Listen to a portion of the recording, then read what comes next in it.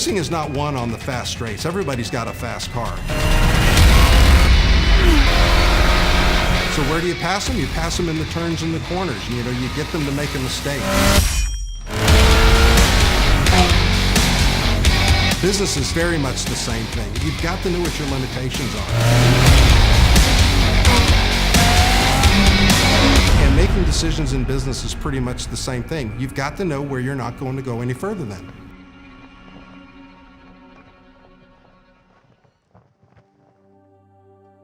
If you were to ask a group of people in a room and say, which direction is north, you would probably have people pointing every which direction, but the only way you're going to know is to have a compass. And when you get the compass out and you say it's that way, then everybody can agree that that's where north is. When you're in a business decision, somebody has to have the strong compass. And what is that compass? You know, what does that come, you know, from your heart, your inner bearing that's going to tell you what is the right direction and the wrong direction to go. And that is one of the hardest challenges we have today as companies and as business leaders. We need to have a leadership that knows what direction is the right direction to go, because if they're going to go off and veer off into a different direction, we could wind up with a series of results that we're going to be paying for a long time. During the 90s, there was a pipeline company coming up called Internorth. And they had a very group of dynamic leaders that came in and began to build around them what was called a trading operation. And this means you're doing financial options, fixing the prices of oil and natural gas. So somebody who's worried about the price going up and going down can come in and buy a option contract from you that gives you a stable price. These people pioneered this business, and this business subsequently became so profitable that they combined all of these businesses into one entity, and it was called not Internorth, but Enron. We're strong believers in competition. We have the people and the skill base and the experience to win in a competitive marketplace. We begin by attracting the kind of people that are more comfortable in an environment of change. You know, when you work for Enron, you're going to see the newest thinking. You're going to see the newest products, the newest services. You're going to see the newest markets opening up, the newest ways of thinking about things. They were well known for 80-hour weeks, huge bonuses, burned out people, failed marriages. It was everything Wall Street had to offer except in Houston. And I remember one of the most interesting parts was watching these 25 and 27-year-old kids, you know, driving into work with new Ferraris and Aston Martins and stuff like that because they had million-dollar bonuses that they just found out they were getting. It starts with good people. Recruiting, retaining, motivating, creative people, intelligent people, I mean, really have the capability of thinking about the world a little differently. It was a very dynamic environment, and it was one that we desperately at Scotiabank wanted to break into. And so for a little bank like us that was about the third of the size of these other guys, to finally, you know, be able to break in and get invited in, to be recognized, you know, and to have that opportunity to serve them and to generate and earn fees and income from them was every investment banker's dream. So when I got this call to come in there, I was very excited. We had not gotten any investment banking business off of Enron. They were finally opening the door and giving us an opportunity. And more than anything, I wanted to go in there and be able to perform for them. When you get the real senior guys in the meeting, you know, you're feeling even more important and you're pretty jazzed. So they describe the business situation that they're in, the company that they're buying, what they're proposing to pay for it. And then quite oddly, they slide across the table some documents, and they say, we've already done a draft of the opinion. This is what we would like you to say, and these are the amounts that we would like you to support, and here's the data, and this is the amount of money we're going to pay you. My mind began to race, because normally the way we do this is you give us the data and we go back and study it and we perform our appraisal, and we have a committee within our group that does that and determines what the number is and what the opinion is going to say. So it was extraordinary that they would be telling me what the opinion was going to say and what the dollar amount that was going to be included in it were. And I wondered if at this point of time, was I being bribed?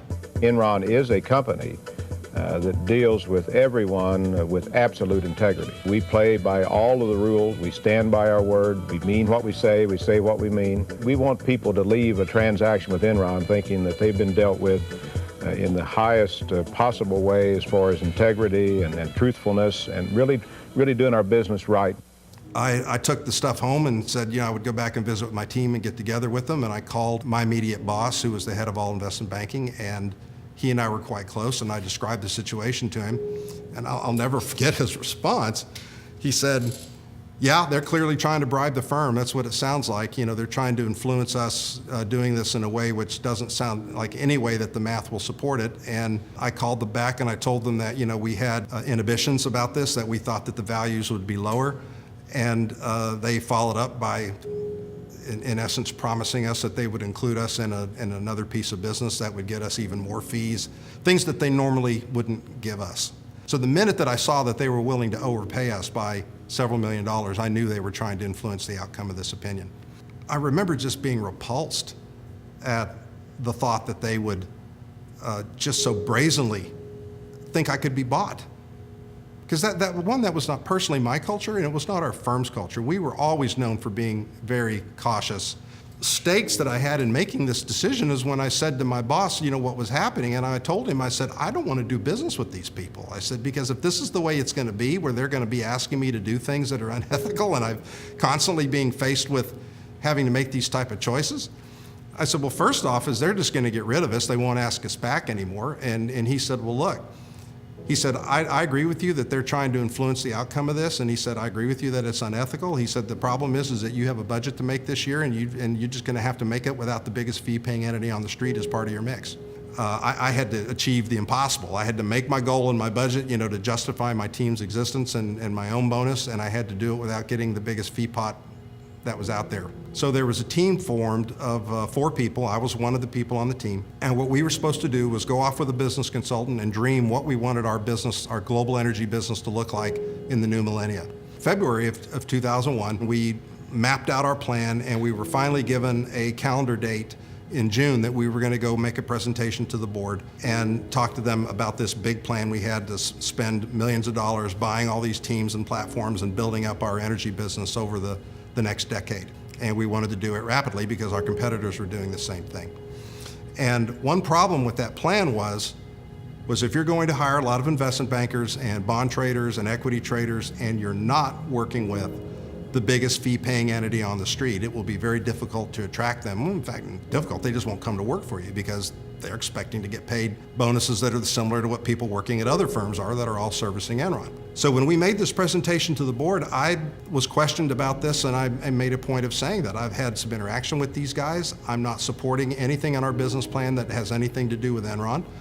And I was questioned about that. Well, how are you going to build a team? How are you going to hire and attract all these people that if you don't have Enron as part of the mix? And I said, frankly, I don't know. I got up the next morning and I flew back to Houston. I went in and I triggered my stock options that I had in the bank. I'd been there 14 years. And I handed in my resignation that afternoon. And then I called my friend at Duke Energy and said, hey, you always told me I could come to work for you. Can that job still there? And he said, yeah. And so 2 weeks later, I was employed over at Duke Energy, and I was gone. The financial papers were filled daily with banks were chopping their credit lines and were calling in their loans, and they were finding it difficult to raise stock and to raise additional capital for the things that the projects that they had committed to that they had to fund. And they were now shedding people. People were leaving in droves, and they were coming over to us, you know, looking for jobs. December, 3 months later, that they filed and went Chapter 11. They were a company that 6-7 months before had been A-rated, very high, you know, investment grade credit rating, and a $63 billion company, and within the span of a couple of months after their bankruptcy, they vaporized and they were gone. And everybody lost their job, all the money was lost, the banks lost their investments. You know what's a really good question is why no one else saw this coming. There already was a top-rated analyst at Merrill Lynch who was publishing reports saying that he couldn't follow the math and he didn't understand it, and that the company would not answer his questions to his satisfaction, and he was sounding a warning, but nobody was paying attention to it. Remember the Enron tapes? Enron workers were heard manipulating the California energy shortage a few years back and gloating over it. Federal energy regulators now say Enron made more than $1.5 billion off that shortage. And today, more audio and documents surfaced. That Enron secretly shut down power plants so they could cause and then cash in on the crisis. We want you guys to get a little creative, and come up with a reason to go down. At all the financial firms, from the top person in the investment bank to the bottom person who just got out of college and came to work for them, if you touched Enron in any form or fashion, you were out, laid off by the tens and hundreds. every bank, Bank of America, JP Morgan, Chase, the Canadian banks, all of them, Japanese banks, French banks, everybody. Boom, get rid of anybody and who had anything to do with Enron. Congressional hearings begin this morning in the Enron investigation. And you're sitting here as the CEO saying you just decided on the same day you're walking away and you really don't know much about it. On the date I left, I absolutely, unequivocally thought the company was in good shape. In February. So I've not even quite been gone a year. And on a Saturday morning, I'm sitting at home, I'm getting ready for my day, and my wife walks in with the phone. Your CEO at the investment bank at Scotia's on the phone. And I'm thinking to myself, what's he calling me for? I mean, I don't work there. He can't be calling to fire me, so what on earth would he want? So I take the call, and he says something to me that I never ever thought I would ever hear. He says, you know what? He said, we've been thinking a lot about that meeting that we had where you quit the next day. And he said, you really shook the boss up about that. And I said, really shook him up in what way? He said, well, the fact that you would quit the next day over that and go on over the whole discussion on Enron got him worried about them. And he wondered if maybe there was something there. So he said he began to start to reduce our exposures to Enron. He started calling in some of the loans and not give them as much money as they wanted. And he said one thing led to another, and the Enron leaders flew up to Toronto and beat their fist on the table and yelled at him, and you can't treat us this way, and we'll pay you more money and give you more fees, but you can't treat us this way. And he thought to himself, dadgum, there must be something right about what Mark said about this thing. And so he began to really unwind all of the positions that they had with the company. The result was when Enron went bankrupt, instead of having close to $1 billion of exposure, they had a couple $100 million worth of exposure. And most of that was protected. We had collateral and other forms of security. He said, we've decided that we're going to make a leadership change. And he said, we have created a new job for you that we would like you to consider for us. The job is going to be called Industry Head of Energy. And I thought, that title didn't used to exist before. What's it mean? And he said, well, it means is that you would be in charge of the entire energy business of the bank. Okay, that sounds really important. I need to know more details about that. But excuse me, but there was a guy who was my boss and a guy who was his boss, in between like me and the top of the bank. And so what about these guys? And he said, no, you don't understand. He said, these guys are all going to be reporting to you. You're going to be the head guy.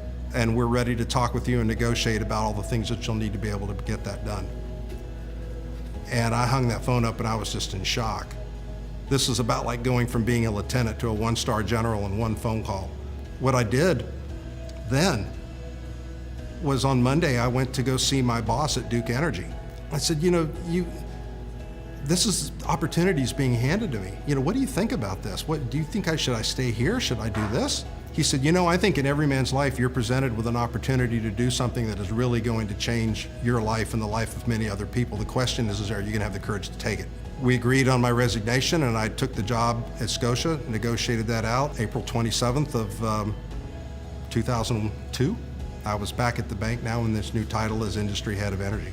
The students who would be watching this, I have some very simple advice. You have to think very carefully about who you want to work for. If you find that there's a place with a lot of great people that are very skilled that you would like to learn from and work around, and they're very successful in their careers and they're going places, that's the place you want to sign on. That's the team you want to be at. But you've got to be prepared to leave if you find out subsequently that there's things going on there that are wrong or that are being done unethically. Because the world we live in today, social media, somebody will take them to task and blast it, and you may have your name associated with it. And suddenly now you're going to be one of the people who's being blasted and losing your career and your reputation, and you're trying to dig out from under that. And it can be devastating, because what you want to do is be able to progress and become the leader that you're being given this opportunity by being in a graduate school. You are among the top 1% of all the people in the world by being able to receive an education and be in college and be able to sit at the feet of other people who have walked these paths. You need to take this and use it. This is what we're counting for to change the culture that we have today.